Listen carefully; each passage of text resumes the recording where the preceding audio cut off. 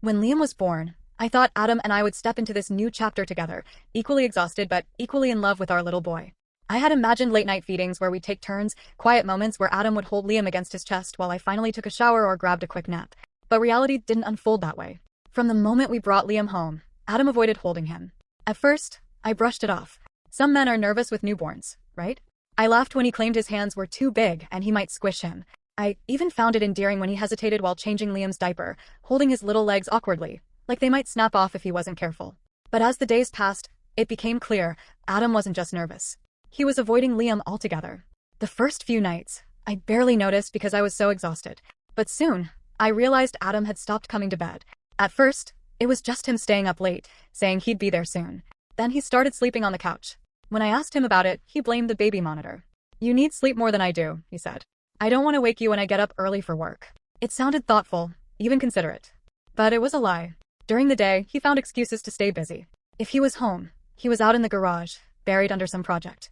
If he wasn't in the garage, he was working late. And when he was in the house, he was glued to his phone, scrolling, always scrolling. It was like Liam and I didn't exist. At first, I gave him the benefit of the doubt. Maybe he just needed time to adjust. But weeks passed, and he never once reached for our son. Never cradled him against his chest. Never rocked him to sleep. One night, after spending the entire day alone with a screaming, colicky Liam, I snapped. I came downstairs, my body aching from exhaustion, and found Adam sprawled out on the couch, phone in hand, watching some dumb video. "You haven't held him once," I said. My voice was shaking, and I hated how weak I sounded. Adam didn't even look up. "That's not true." "Yes, it is," I said. "You haven't fed him, changed him, held him.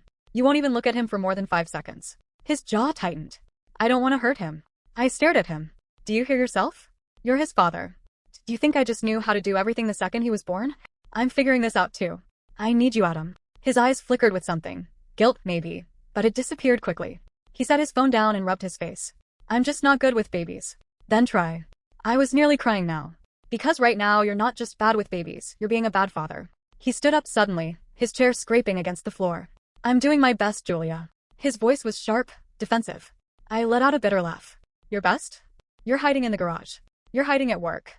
You're hiding behind your damn phone." Liam started crying in my arms, and I instinctively rocked him, bouncing gently, shushing him. Adam just stood there watching. He didn't reach for him. Didn't even step closer. That was the moment I realized something was truly wrong. I thought maybe, deep down, he resented Liam. Or maybe he was scared. Maybe he had some kind of postpartum depression. Men could get it too, right? But whatever it was, he wasn't talking to me about it. He was shutting me out completely. Over the next few weeks, nothing changed. If anything, it got worse. I would wake up alone, hear him come in late, smell the alcohol on his breath. His work hours were getting longer, but I had a feeling not all of those hours were actually spent at work. One evening, after another lonely day, I decided to force the issue. I walked into the garage and found him hunched over his workbench, pretending to be busy. The smell of motor oil and beer filled the space. "We need to talk," I said. He sighed, wiping his hands on a rag. "Not now, Julia." "Yes, now." I stepped closer. "What is going on with you? Do you even want to be a father?" He flinched, just slightly, but didn't answer. "I feel like a single mother," I said. "I didn't sign up for that." He finally looked at me then, his eyes cold. "I didn't sign up for this either." The words cut through me like a knife. "What the hell does that mean?" He exhaled slowly, pressing his hands against the workbench. "It means I didn't think it would be like this. That I'd feel nothing." Silence stretched between us. "You feel nothing?" I repeated. "I thought I'd love him, you know?" He let out a dry laugh, shaking his head. "But when I look at him, I don't feel anything. Just pressure. Like I have to be someone I'm not. And I hate it." My stomach twisted. I wanted to scream at him, to tell him how selfish he was being. But instead, I felt cold, empty. "So what are you saying?" I whispered. He shrugged. "I don't know. Do you even love me anymore?" The words slipped out before I could stop them. Adam hesitated. Too long. And in that moment, I knew. I turned and walked out of the garage, my heart pounding. I didn't have the energy to fight anymore. Not when I was already fighting every single day just to keep our son happy and healthy. That night, when Adam came inside, I didn't speak to him. I just held Liam a little closer and wondered how much longer I could keep pretending our family wasn't already broken. After that night in the garage, I stopped trying to force Adam into fatherhood. I was too exhausted to fight. Too drained from the screaming, the sleepless nights, the endless cycle of feeding, changing, rocking, soothing. Adam was physically present in our house, but emotionally, he was a ghost. I told myself I didn't care anymore. I would be enough for Liam. But something kept gnawing at me. This wasn't just neglect or resentment. Something was wrong with Adam. Something deeper than just avoiding responsibility. The way he stiffened when Liam cried. The way he kept physical distance, like he was afraid to get too close. The way his eyes darkened when I mentioned fatherhood, like the word itself was a wound. I started researching postpartum depression in men. At first, it sounded ridiculous, but the more I read, the more I saw Adam in the symptoms. Irritability, withdrawal, feelings of detachment. I even read that some men turned to alcohol or work to cope, both things Adam had been doing. So one night, after Liam finally went down, I decided to try again. I found Adam in the living room, sitting in the dark, scrolling on his phone. "I think you might have postpartum depression," I said softly. He let out a sharp, humorless laugh. "That's not a real thing." "It is." I sat across from him, folding my hands in my lap. "I read about it. It happens to a lot of new fathers. You're not alone." His jaw tightened. "I'm not depressed, Julia." "Then what is it?" I pressed. "Why won't you touch our son?" He glanced at me, then away. "I don't want to talk about this." "Adam, please." He stood up abruptly. "I'm going to bed." And that was the end of it. Or at least, that's what I thought. A week later, Adam was at work, and Liam was finally napping. I was cleaning up the bedroom when I found it. His journal. It was wedged between a pile of papers in his nightstand, the edges worn, the cover cracked from years of use. I hesitated. I shouldn't invade his privacy. But then I thought about all the nights I cried alone with Liam in my arms while Adam stayed in the garage. I thought about all the lies, the distance, the way he refused to let me in. So I opened it. The handwriting was messy hurried. The entries were sporadic, some years apart.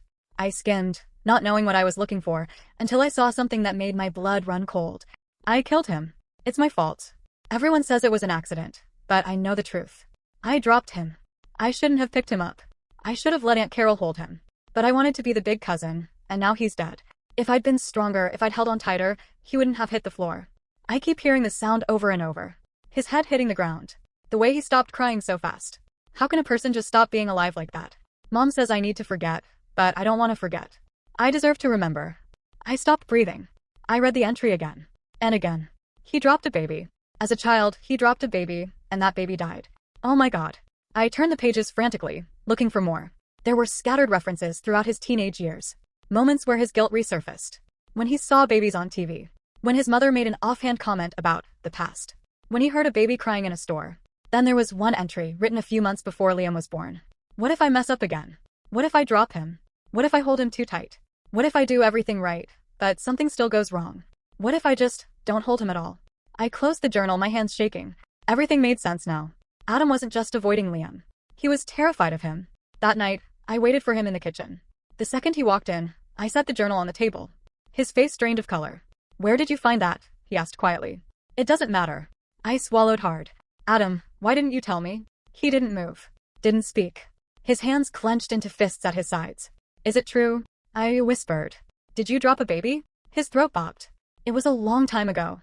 But you still think about it." He let out a shaky breath and sank into a chair. "Every day." I sat across from him, my chest tight. "Tell me what happened." He ran a hand down his face. For a long time he didn't say anything. Then finally he spoke. "I was 6, he said. My aunt had a baby, Ryan. He was just a few months old. Everyone was saying how cute he was, and I wanted to hold him. I begged, and finally Aunt Carol let me. I was sitting on the couch. She put him in my arms. I remember how small he felt. His voice cracked. I don't know what happened. Maybe my arms got tired. Maybe I shifted wrong. But suddenly, he was slipping. I tried to catch him, but I wasn't fast enough. He hit the floor. Hard. I covered my mouth. I remember the sound, he whispered. The way he screamed at first, and then nothing. Just silence. My aunt grabbed him. She was crying. My mom was screaming. We rushed to the hospital, but it was too late. I reached for his hand. He didn't pull away. They told me it wasn't my fault, he said bitterly. But how could it not be? I dropped him. I was supposed to hold on. And now, every time I look at Liam, I think, what if I do it again? Tears burned in my eyes. Oh, Adam. I love him, he said, his voice breaking. I swear I do. But every time I try to hold him, my hands start shaking. I see Ryan. I see that day. I see my aunt sobbing in the hospital. And I can't. I squeezed his hand. Adam, you're not that little boy anymore. You were 6. It was an accident. He shook his head. Tell that to Ryan's mother. Would she want you to punish yourself like this? He didn't answer. I took a deep breath. I can't force you to work through this. But you need help, Adam. If not for me, for Liam. His eyes met mine, full of pain. I don't know how. Then let's figure it out together. For the first time in months, Adam didn't shut down. He didn't walk away. He just nodded, gripping my hand like it was the only thing keeping him afloat. And maybe in that moment, it was. After that night, something shifted. Adam didn't suddenly transform into the perfect father, But for the first time since Liam was born, he wasn't running away. He wasn't hiding in the garage or pretending to be asleep when the baby cried. He was present. Tense, quiet, unsure, but present. It was a start. The next morning, I found him sitting at the kitchen table, his fingers drumming nervously against the wood. "I'll go," he said. I frowned, still groggy from another sleepless night. "Go where?" "Therapy." He looked up at me, his jaw tight. "I'll go." I nearly dropped the bottle I was preparing for Liam. "Are you serious?" Adam nodded, though he looked like he might vomit. I set the bottle down and slowly walked over to him. I didn't hug him. I knew that much physical contact overwhelmed him lately, but I placed my hand on his. "I'm proud of you," I said softly. He exhaled, rubbing his temples. "Don't be yet. I haven't done anything." But agreeing to go was something. It was everything. The first session was a disaster. I had managed to find a therapist, Dr. Hoffman, who specialized in trauma and paternal postpartum issues. The office was small but warm, with shelves full of books and a worn couch that looked like it had held a lot of broken people. Adam sat stiffly, arms crossed over his chest, jaw clenched so tight I was sure his teeth would crack. Dr. Hoffman, a middle-aged woman with graying hair and a kind smile, asked simple questions at first. "How are you feeling today, Adam?" "Fine." "What made you decide to come in?" "My wife wants me to." I resisted the urge to groan. Dr. Hoffman didn't seem fazed. "And what do you want?" Adam hesitated. "I don't know." That was how the first session went. One-word answers, long silences, and Adam staring at the door like he was planning his escape. When we got back to the car, he turned to me. "That was useless. It's a process, Adam." I tried to keep my voice even. "You have to give it time." He shook his head. "I don't think talking about the past is going to change anything." I took a deep breath, choosing my words carefully. "I think the past is already controlling you, whether you admit it or not." Adam didn't respond. He just started the car. The second session went slightly better. Dr. Hoffman pushed a little harder, asking him about his childhood, his relationship with his parents, and, of course, his cousin Ryan. Adam resisted at first, but then, for the first time, he said it out loud. I dropped him. His voice was barely above a whisper. "And he died." Dr. Hoffman tilted her head. "Is that what you believe happened?" "It's what did happen." She was quiet for a moment, then said, "Tell me about that day." So Adam did. Slowly, haltingly. He told her about how excited he'd been to hold Ryan, how his arms had grown tired, how he tried to catch him but wasn't fast enough, how the baby had stopped crying so suddenly, how the hospital had felt too bright, too loud, how his mother had told him it wasn't his fault, but no one would look him in the eye. When he was done, Dr. Hoffman leaned forward slightly. "And after that, how did your family treat you?" Adam swallowed hard. "They never talked about it again." "And how did that make you feel?" He hesitated, then admitted, "Like they blamed me." The changes were slow. Painfully slow. Adam kept going to therapy, but at home, things weren't much different. He still didn't hold Liam. He was still distant. But I could tell he was thinking. Processing. One night, I walked into the nursery and found him standing over Liam's crib, just watching him sleep. I held my breath, afraid to scare him away. After a moment, he whispered, "He looks like me." It was the first time Adam had acknowledged their resemblance. I stepped beside him. "Yeah, he does." Adam swallowed hard, his hands clenched at his sides. "I want to be a good dad." I reached for his hand. "You already took the first step." Then came the phone call that changed everything. It was Adam's mother, Susan, and I could tell immediately that something was off. Her voice was strained, hesitant. "Julia," she said, "can you put Adam on the phone?" He was in the garage again, but I wasn't about to let him ignore this. I marched out there, handed him the phone, and crossed my arms. "It's your mom." Adam sighed but took the phone. "Hey, Mom." I watched his face as he listened. At first, he looked annoyed, then confused. Then something else. His whole body went still. "What do you mean?" he said, his voice sharp. I couldn't hear his mother's response, but whatever she said made him sink onto the workbench, his hand gripping his forehead. When he asked. Another pause. "Why didn't you tell me?" Silence. Then softly, "I have to go." He hung up, staring at the ground. I sat beside him. What happened? For a long time he didn't speak. Then finally, he looked at me, his eyes red. "Ryan didn't die from the fall." I froze. "What?"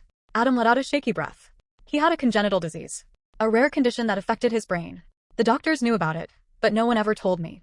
The fall, it didn't cause his death. It would have happened eventually, no matter what." I felt my stomach drop. "Adam." "All this time," he whispered, voice raw. "All these years. I thought I killed him. And they just..." He let out a bitter laugh. "They let me believe it." I reached for his hand, squeezing tight. "I'm so sorry." He closed his eyes. "I don't know how to feel. Angry? Relieved? Maybe both." He nodded slowly. "Yeah, maybe both." That night, I was in the nursery, rocking Liam, when I heard the door creak open. Adam stood there, hesitating. I didn't say anything. I just watched as he stepped inside, his movements slow, careful. Then finally, he spoke. "Can I hold him?" My throat tightened. "Of course." I stood up and gently placed Liam in Adam's arms. He was stiff at first, his whole body tense. But as he looked down at our son, something changed. His shoulders relaxed. His grip steadied. And then he smiled. A real, genuine smile. Liam yawned and curled against his chest, utterly at peace. Adam let out a breath, shaky but relieved. I've been missing so much, haven't I? I wiped at my eyes. You're here now. That's what matters. And for the first time, I believed it. For a while, things got better. Not perfect, but better. Adam started holding Liam more. He even changed a few diapers, though he grumbled through the whole process. He kept going to therapy, and sometimes late at night, I'd catch him just sitting by Liam's crib, watching him sleep. It wasn't much, but it was progress. And I let myself believe that maybe, just maybe, we were going to be okay. But then, just as quickly as things had improved, they started falling apart again. It was small things at first. Adam missing a therapy session because work ran late. Spending a little too much time in the garage again. Pulling out his phone the second he walked in the door instead of checking in with me or Liam. Then it got worse. Therapy became optional in his mind. He skipped more sessions than he attended. He started staying late at work every night, and when I confronted him, he brushed me off. It's a big project, he said. And I wanted to believe him. I really did. But I wasn't stupid. One night, around midnight, I texted him. Are you still at work? No response. So I called. It rang 3 times before he answered, his voice groggy. Yeah. I heard rustling in the background. Like he'd just woken up. Like he wasn't at work at all. Where are you? I asked, my heart pounding. He sighed. Julia, I'm tired. Can we do this in the morning? That was all I needed to hear. I hung up. The next morning, I confronted him.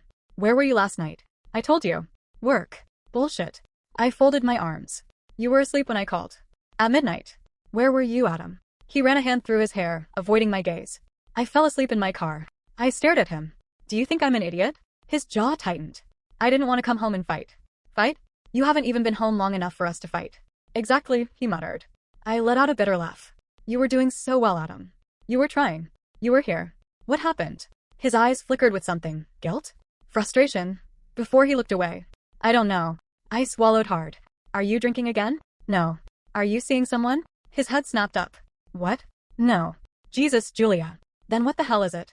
I demanded. Because I am this close to packing up and leaving. Do you understand that? You disappearing every night, ignoring therapy, shutting me out again. I can't do it. I won't do it. His face went pale. I hadn't said the words yet. Hadn't let them slip from my lips. But now they were out in the open, undeniable. Divorce. He knew it. I knew it. Liam let out a soft whimper from his bouncer, and I instinctively turned to soothe him, rubbing his tiny back. And that's when I saw it. Adam watching me, his expression unreadable. Is that what you want? He asked quietly. I let out a shaky breath. I don't want it, Adam. But I can't keep doing this alone. His face crumpled for a split second before he schooled his expression. I never wanted to hurt you. Then stop hurting me. My voice cracked. Silence filled the space between us. Heavy. Suffocating. Then finally, he spoke. What if I screw up again? I frowned. What? His eyes darted to Liam, then back to me. What if I go back to how I was before? What if I can't keep this up? What if I fail? Then we figure it out, I said, my voice softening. But, Adam, you're not even trying right now. He exhaled sharply, raking his hands through his hair. I know. I watched him waiting. Hoping. Then finally, he whispered, I don't want to lose you. Something in my chest cracked open. Then do the work, I said simply. Because I can't carry this marriage alone. For a long moment, he didn't move. Then he nodded. Okay. That week, Adam called Dr. Hoffman and scheduled another session. He stopped staying late at work. He put his phone down more often. It wasn't a miracle fix. There were still long silences and difficult nights, but it was something. And when I walked into the nursery one evening and found Adam sitting in the rocking chair, Liam asleep against his chest, I finally allowed myself to hope. Because maybe, just maybe, this time he wouldn't run. When Adam told me he was taking a leave of absence from work, I didn't believe him at first.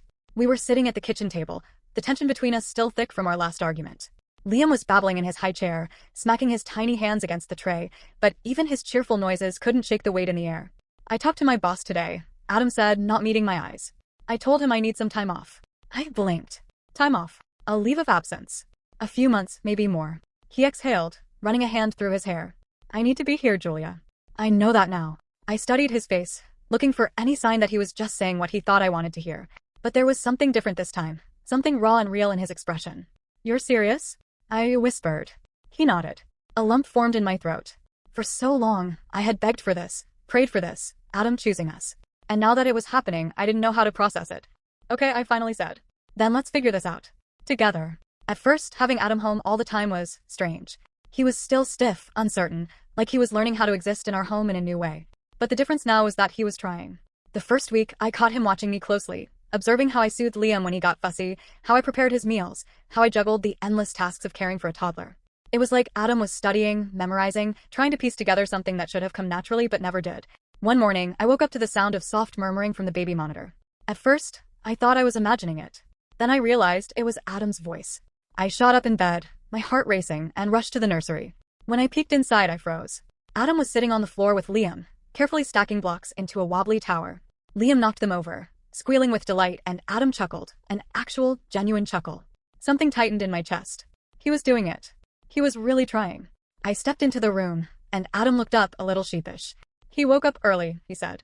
I figured I'd let you sleep. I swallowed past the lump in my throat.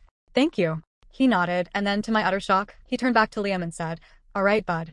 Let's try again. Progress was slow, but it was real. Adam started taking on the nighttime routine. He fed Liam dinner, changed his diaper, even attempted bath time, which ended with both of them soaking wet and laughing. He went back to therapy, but this time, he didn't just sit there in silence. He talked. He worked. One evening, after Liam was asleep, Adam sat beside me on the couch and said, Dr. Hoffman thinks I've spent my whole life punishing myself. I set my book down, giving him my full attention. For Ryan. He nodded. But also for everything after. For not being the kind of husband and father I should have been. I hesitated. And what do you think? He was quiet for a long time. Then he whispered, I think she's right. I reached for his hand. You don't have to punish yourself anymore, Adam. You're here now. That's what matters. He squeezed my fingers, his grip tight. I don't deserve you. I exhaled. Then earn me. His eyes met mine, filled with something I hadn't seen in a long time. Determination. I will, he promised. The real test came unexpectedly. Liam had been trying to walk for weeks, taking wobbly steps between the couch and the coffee table, his little legs still unsure. But one afternoon, as Adam and I sat on the floor playing with him, something happened. Liam pulled himself up using the edge of the couch. He wobbled, his tiny hands outstretched for balance. And then he let go. He took one step, then another. Adam and I both froze. Liam hesitated, then took a third step, right toward Adam. I held my breath. Adam's entire body stiffened. His hands twitched at his sides. For a split second, I thought he was going to back away. But then he didn't. Instead, he reached out. Liam stumbled right into Adam's arms, giggling, and Adam caught him without hesitation. I watched, my chest tightening as Adam slowly, gently, lifted our son into the air. You did it, buddy, he whispered, his voice thick with emotion. You did it. Liam babbled happily, gripping Adam's shirt. Adam looked at me, his eyes glossy. I wasn't scared, he said, almost in disbelief. Tears blurred my vision. I know. And for the first time, I truly believed we were going to be okay.